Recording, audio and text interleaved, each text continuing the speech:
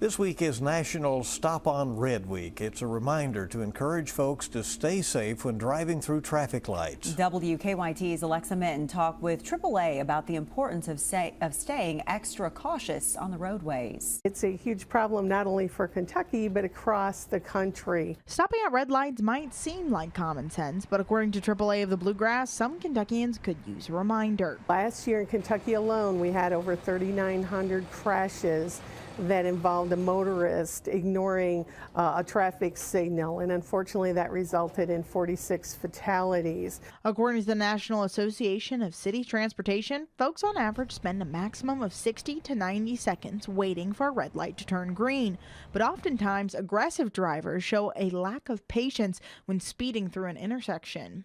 Across the nation, we're seeing over 1,000 fatalities every year due to red light runners, as we call them.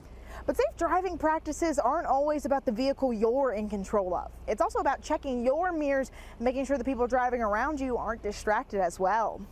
If you are first in line and the light turns to green, don't just bolt out. Keep yourself safe and just take that second or two to make sure that oncoming traffic has stopped, that you don't have a red light runner coming at you. Safe driving practices are important year-round, and things like avoiding speeding and not running through a yellow or stale green light could make the difference to save a life. So when you think about people trying to save that tiny bit of time and putting their lives and others' lives at risk over those few seconds, it's a very sad situation. In Lexington, Alexa Minton, WKYT.